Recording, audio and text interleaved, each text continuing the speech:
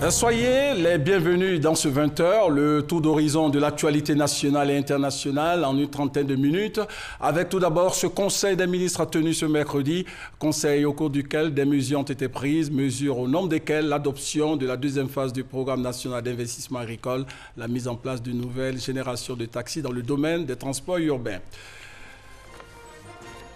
Le Premier ministre Amadou Gon Coulibaly a posé la première pierre du nouveau siège d'Orange Côte d'Ivoire spécialisé dans la téléphonie mobile avec un investissement de près de 230 milliards de francs CFA ces 3 dernières années. Eh bien, ce groupe est l'un des plus gros investisseurs de Côte d'Ivoire.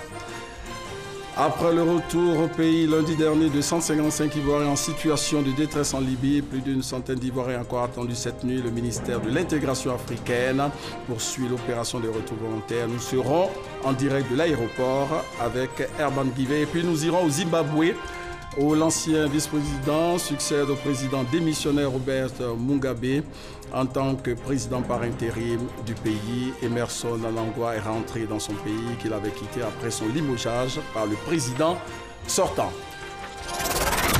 Voilà pour les principaux titres de ce 20h. Commençons par le palais présidentiel où s'est tenu un conseil des ministres au cours duquel le gouvernement a pris un certain nombre de mesures, nous dit notre reporter Jérôme Kofi Abolin. Le Conseil des ministres ce mercredi en a parlé, mais en divers. Toutefois, cela ne met pas en cause l'importance qu'elle revêt. Il s'agit, vous l'avez compris, de la nouvelle génération de taxis à mettre en circulation. Avec cette initiative, le gouvernement entend renouveler le parc auto devenu vieillissant et créer des conditions plus avantageuses.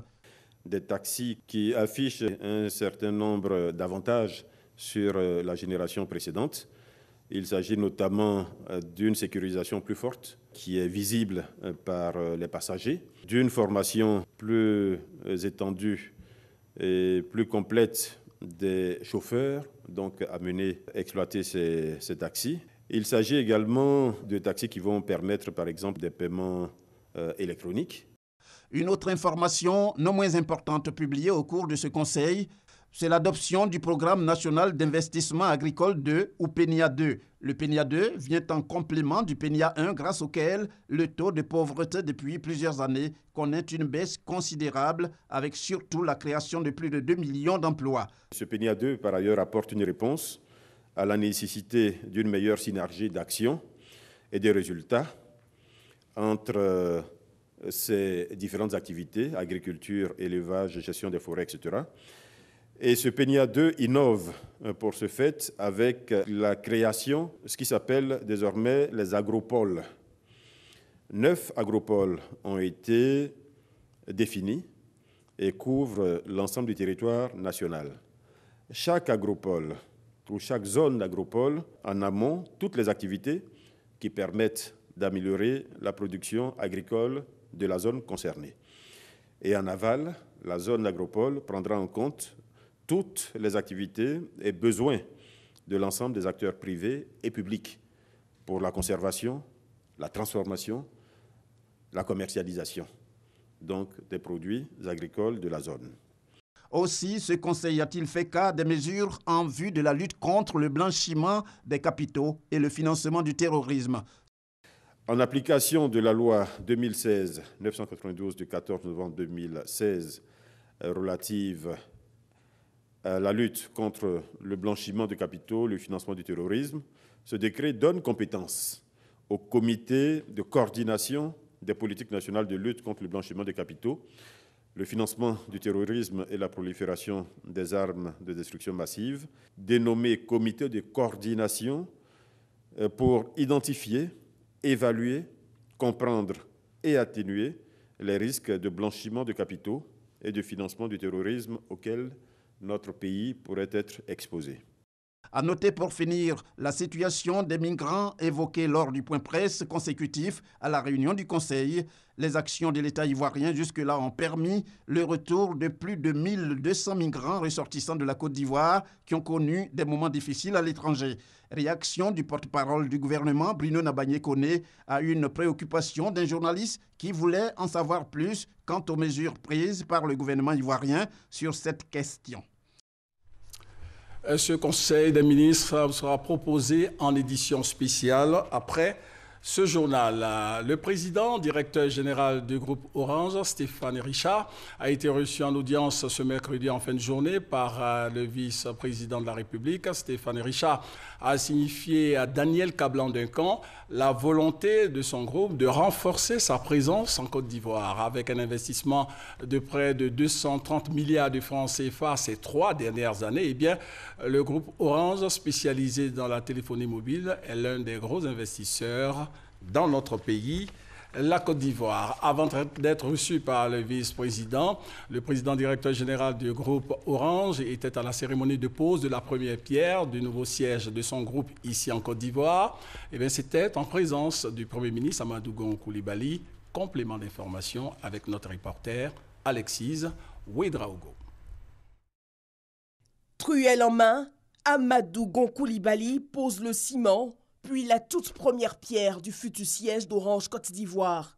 Sur un terrain de 18 181 mètres carrés, le site devra regrouper dans 24 mois près de 900 agents de la compagnie. Pour le président directeur général Stéphane Richard, la construction de ce siège est la volonté affichée du groupe d'un ancrage fort et durable en Côte d'Ivoire. Ce grand projet, je l'ai dit, il doit aussi, bien sûr, être compris et regardé comme une nouvelle démonstration de l'engagement d'Orange en Côte d'Ivoire et comme Orange pour accompagner le développement de la Côte d'Ivoire sur le chemin du numérique. Dans un pays avec plus de 15 milliards de francs CFA de transactions financières via mobile money chaque jour, les avancées en matière de connectivité mises en œuvre par le gouvernement sont notables et les efforts pour les renforcer aussi. Nous enregistrons plus de 200 000 emplois directs dans le secteur, plus de 1 000 milliards de francs CFA de chiffre d'affaires annuel.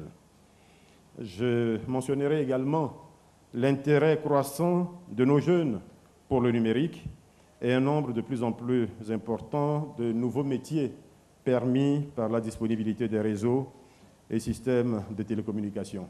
Métiers dans les centres d'appel, l'infogérance, la sous-traitance informatique, l'e-commerce, la cybersécurité, et Stéphane Richard en parlait tout à l'heure, bientôt la data science. Un master sera lancé demain à l'INPHB de Yamoussoukro par le président du groupe lui-même. Le chef du gouvernement a pour sa part salué ce partenariat gagnant-gagnant du secteur des TIC. Il a appelé à mettre l'expertise numérique au service du développement local avec des solutions à des problématiques telles que l'emploi des jeunes. Vous comprendrez que pour un pays comme le nôtre, dont 75 à 77% de la population est âgée de moins de 35 ans, la problématique de l'emploi est pour nous totalement prioritaire. Et nous sommes convaincus, comme vous, le chef de l'État, le vice-président, le Premier ministre et le gouvernement, que pour l'avenir, l'investissement dans le secteur de l'électronique numérique nous permettra d'apporter des réponses intelligentes et idoines à la problématique de l'emploi. Monsieur le Président, donc, nous vous invitons à continuer d'investir fortement dans notre pays. Amadou Gon Coulibaly a pour finir assuré de la ferme volonté du gouvernement de toujours appuyer les réformes pour soutenir le secteur. Et le Premier ministre Amadou Gon Coulibaly était aujourd'hui au SARA, le Salon international de l'agriculture et des ressources animales d'Abidjan. Nous aurons certainement les images avant la fin de cette édition. Et puis toujours dans le domaine agricole, 16 projets d'un montant global de plus de 2 milliards de francs CFA seront financés par le Fonds compétitif pour l'innovation agricole durable. L'annonce a été faite sur place au SARA au cours d'une cérémonie de signature de contrat entre acteurs du secteur agricole. Des précisions avec Jean-Louis Bambo. Par cette signature, le FIRCA, le Fonds interprofessionnel pour la recherche et le conseil agricole, et l'AFD, l'Agence française de développement, s'engagent à financer au total 16 projets d'un montant global d'environ 2,5 milliards de francs CFA. La sélection a été minutieuse, a été rigoureuse pour s'assurer que les ressources qu'on va injecter serviront effectivement à envoyer l'innovation bon champ. Le Fonds compétitif pour l'innovation agricole durable, créé à cet effet, vise à contribuer à la durabilité des systèmes de production agricole en Côte d'Ivoire. Il a été mis en place dans le cadre du deuxième contrat de désendettement et de développement, CDD, avec comme principal contributeur l'AFD. Ce fonds compétitif est une innovation en soi. Le processus lui-même est une innovation. Lancer comme ça un appel à projet, recevoir les propositions de recherche-action, sélectionner les meilleurs sur des critères très stricts, tout ceci est un processus innovant. Sur 133 projets présentés, 16 ont été retenus par le fonds. Des projets qui se distinguent par l'innovation qu'ils introduiront dans le monde agricole. Nos chercheurs ont soumis 3 projets qui ont été heureusement retenus. Un projet sur la recherche sur le bananier. On a un autre projet sur la pomme de cajou. Vous savez que notre pays est un grand producteur de noix de cajou. Et nos chercheurs travaillent sur ce produit de sorte à le valoriser davantage. Et le 3e projet, c'est une recherche sur l'agouti. Je crois que c'est une viande qui est relativement consommée dans notre pays. Et les chercheurs travaillent sur la qualité de la viande. Les 16 projets financés couvrent 11 filières agricoles, dont 9 pour les filières de production végétale et 2 pour les filières animales. Au Sahara, eh bien, l'intérieur du pays se frotte les mains, on peut le dire. Exemple, les coopératives de Dabakala et de Korogo ont vu leur chiffre d'affaires passer de 10 à 100 millions de francs CFA après la dernière édition, nous dit Kader Sogodogo.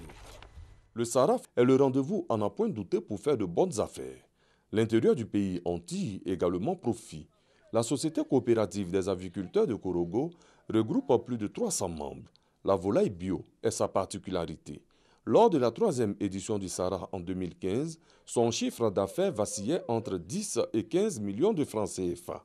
Après une première participation au Sahara, avec des poulets, des pintades et des dindons bio, ce fut le boom au niveau des commandes. La coopérative atteint aujourd'hui les 100 millions de francs CFA. Ce Sahara nous a permis d'avoir beaucoup d'opportunités, surtout au niveau même de la clientèle, parce qu'il ne s'agit pas seulement de produire, il faut vraiment pouvoir commercialiser notre production. Et le Sahara nous a permis de tisser des contacts avec des clients particuliers qui viennent vers nous aujourd'hui pour commander de la volaille bio. Après Korogo dans le Poro, rendons-nous à Dabakala dans le Hambol. La coopérative Anada Anakad de Dabakala.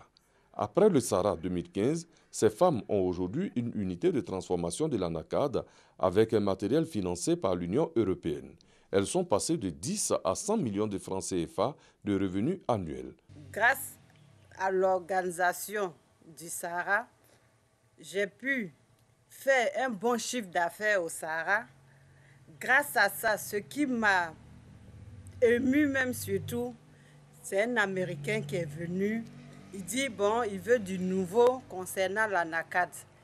Et on lui a proposé, il a vu notre jus. On dit, non, c'est le lait fait à base d'amandes de cajou. Quand il a goûté, il a payé tout le contenu de la glacière. Tout comme la coopérative des aviculteurs de Korogo, les femmes de l'ANAD sont présentes à la 4e édition du Sahara. L'envie de faire de bonnes affaires continue de les guider. Dans l'actualité nationale, les députés du Parlement ivoirien sont en séminaire sur place à l'hémicycle.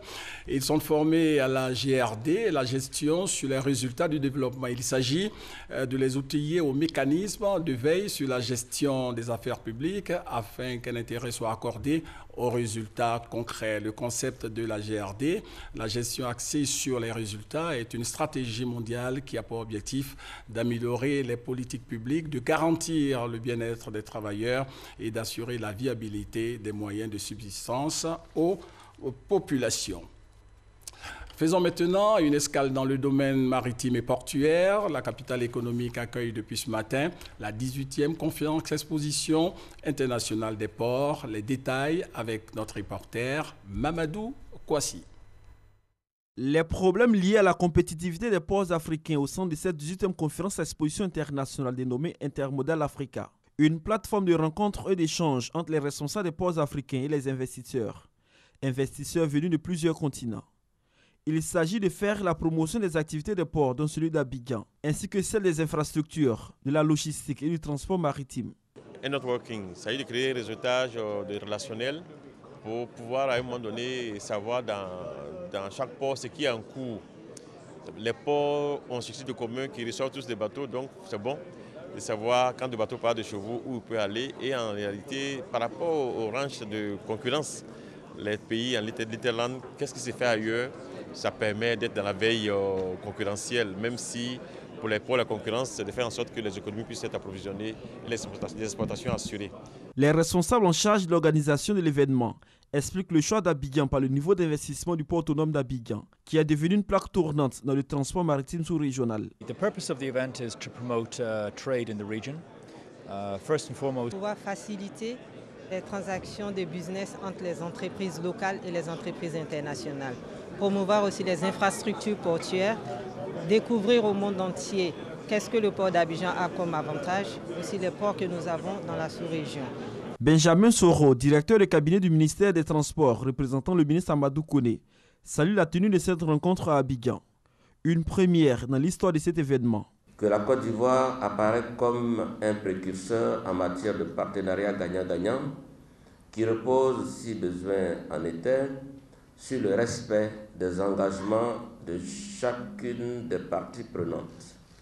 Le potentiel de projets intermodaux reste encore très important et le gouvernement s'attelle à résorber les contraintes et les goulots d'étranglement liés au manque ou à la détérioration des infrastructures. Avant la tenue de cette rencontre, une délégation des acteurs portuaires a été reçue par le ministre des Transports, Amadou Koné, qui a souhaité que la question de la sécurité maritime soit prise en compte au cours de ces 3 jours de travaux. Le reste de l'actualité avec tout d'abord cette participation de la Côte d'Ivoire au forum ministériel organisé à Washington aux États-Unis par le département d'État américain, les secteurs concernés, le commerce, la gouvernance et la sécurité en Afrique. Le ministre ivoirien du Commerce, Souleymane Diarra a profité de cette occasion pour présenter les réformes économiques mises en place en Côte d'Ivoire. Jean-Louis Bangbo. C'est devant un parterre de personnalités de haut niveau composé de plus d'une trentaine de ministres africains, des représentants de toutes les agences de développement américains et quelques dirigeants de multinationales américaines que le ministre Souleymane Diarra a égrené la batterie de réformes économiques mises en œuvre depuis 2011 en Côte d'Ivoire. Des réformes qui ont permis à l'économie ivoirienne de se hisser au rang des plus performantes du continent, avec une croissance soutenue de 9% au cours des 6 dernières années. Nous avons évoqué en tout cas tous les points concernant les réformes très courageuses que le chef de l'État a entrepris depuis 2011. Réformes portant sur le code des investissements, sur le code minier, sur le code pétrolier et également tout ce qui concerne l'électricité. Le ministre en charge du commerce a lancé un appel à l'ensemble du secteur privé américain et aux institutions de développement des USA à prendre une part plus importante à la politique de transformation structurelle de l'économie ivoirienne et à capter plus d'opportunités d'investissement.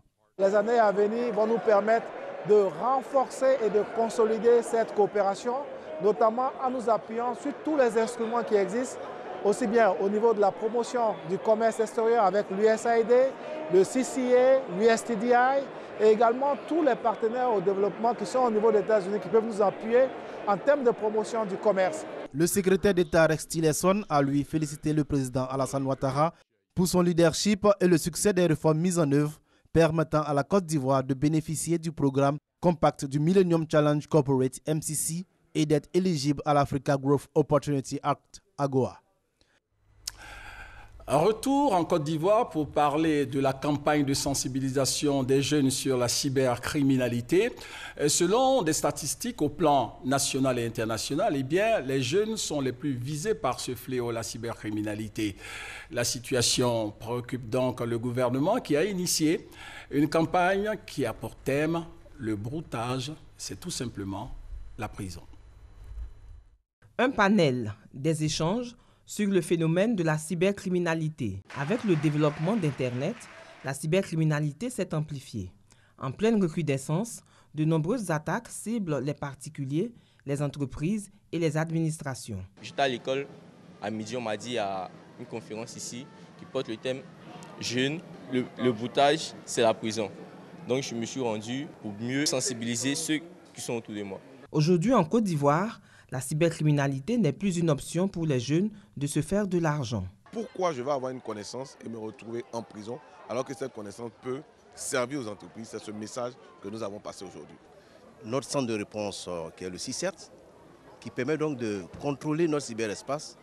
Et nous avons avec la DITT qui est la direction de l'informatique et des traces technologiques de la police, nous avons signé une plateforme, nous avons signé une convention qui nous permet ensemble de contrôler notre cyberespace et de lutter de sorte que les cybercriminels soient traqués. De nombreuses mesures ont été prises par le gouvernement ivoirien. Nous assistons à l'émergence d'un type de comportement déviant, en l'occurrence le broutage. Il s'agit là d'une crise de valeur totalement aux antipodes du concept de l'Ivoirien nouveau prôné par le chef de l'État, son Excellence M. Alassane Ouattara.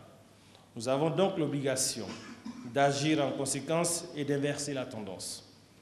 Mesdames et messieurs, la Côte d'Ivoire s'est dotée d'une législation pour lutter contre le fléau de la cybercriminalité, mais il nous faut en amont amener cette jeunesse, vivier national, à prendre conscience quelle est la relève du pays.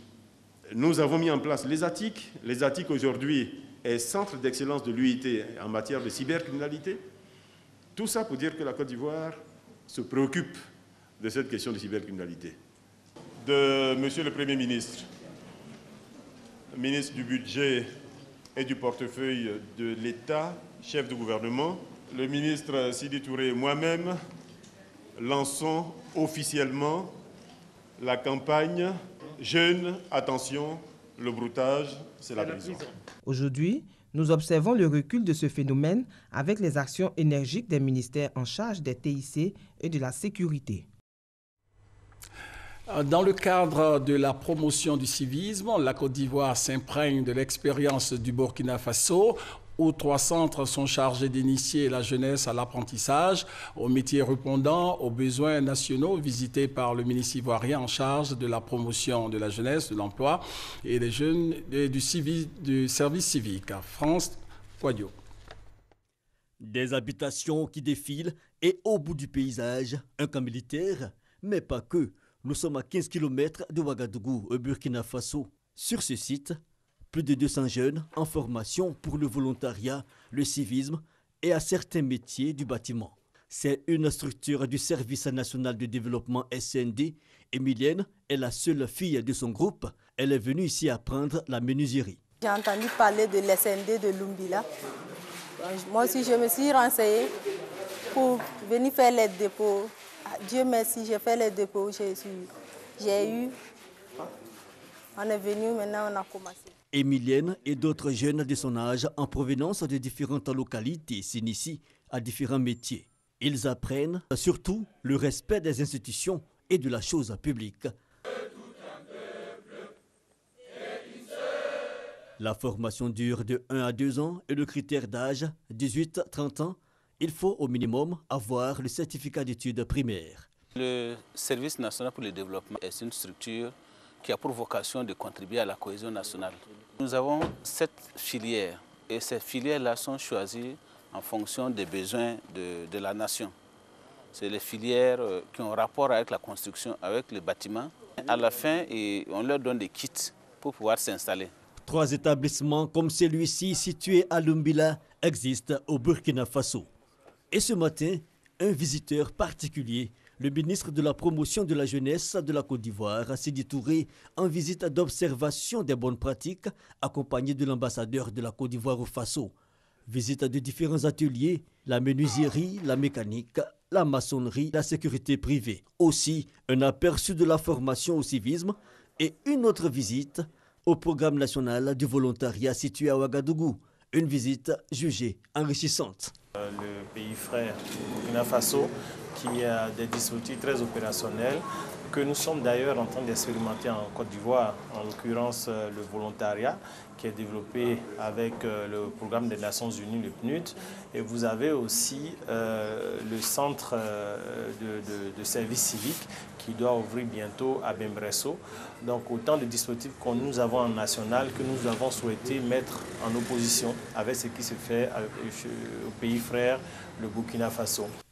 Une visite d'imprégnation du savoir-faire burkinabé en matière de prise en charge, effectuée, rappelons-le, dans le contexte de la signature du protocole d'accord pour la création d'un fonds ivoiro-burkinabé pour l'insertion des jeunes des 2 pays. Ce fonds, à hauteur de 200 millions de francs CFA, sera attribué aux jeunes bénéficiaires des 2 pays lors de la prochaine rencontre du traité d'amitié et de coopération ivoiro-burkinabé qui aura lieu à Yamoussoukro.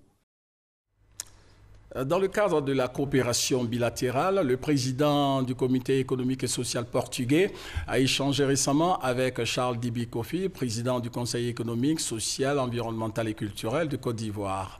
Au centre des entretiens, le renforcement de la coopération entre les deux institutions, nous dit notre reporter Sidonie Waka Davila. C'est en plénière ce mardi que Charles Kofi Dibi et son homologue portugais Antonio Correa de Campos, président du Conseil économique et social du Portugal, ont réaffirmé leur volonté de travailler au rayonnement de leurs institutions respectives.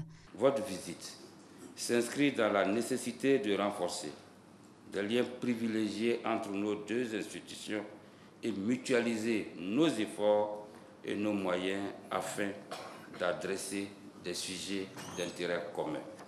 J'appelle de tous mes voeux une coopération véritable, renforcée entre nos deux institutions. Comment fonctionne l'institution sœur du Portugal?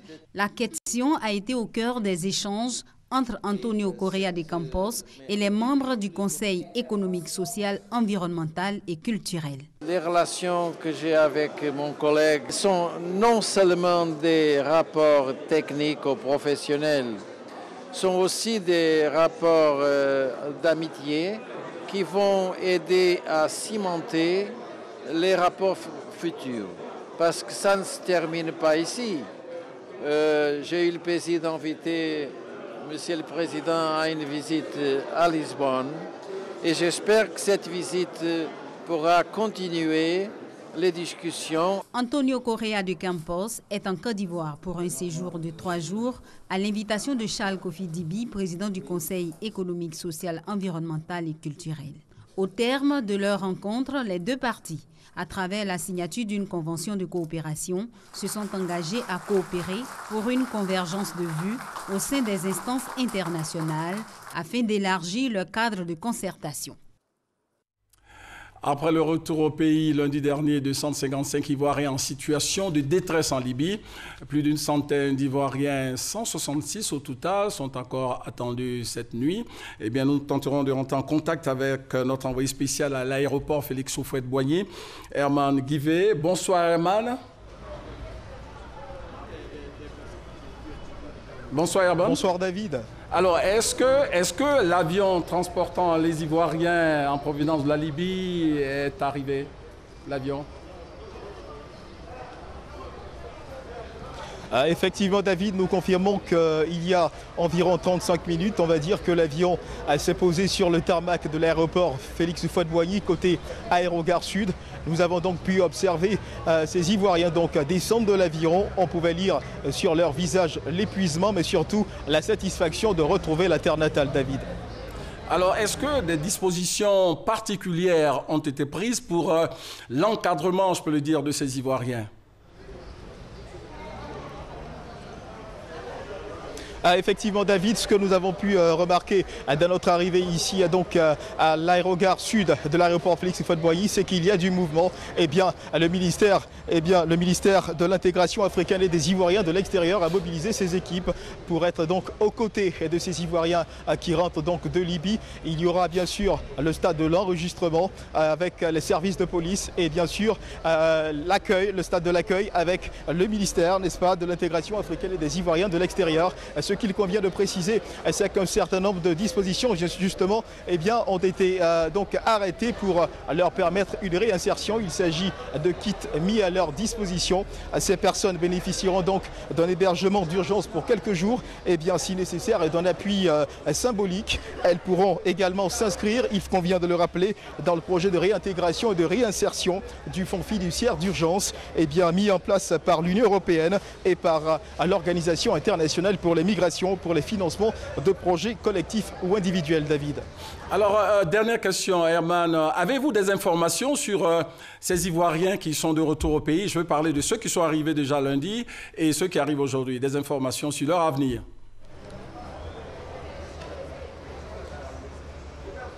ce que nous pouvons dire, c'est que tout a été mis en œuvre, n'est-ce pas, comme nous le rappelions à l'instant, pour aider à leur réinsertion. L'État de Côte d'Ivoire a quant à lui, n'est-ce pas, manifesté donc sa bonne volonté à accompagner ces Ivoiriens qui reviennent de loin, il convient de le signifier, par des dispositions donc permettant à chacun d'entre eux de pouvoir retrouver la terre natale, retrouver la patrie, mais surtout de pouvoir, il est important de le préciser, de pouvoir s'insérer dans le tissu social à travers un soutien, il convient de le signifier, financier, mais surtout un appui également psychologique qui devrait se mettre en place, David. Merci Armand Guivet. Je voulais tout simplement ajouter que pour les uns et les autres, que l'esclavage est tout simplement aboli.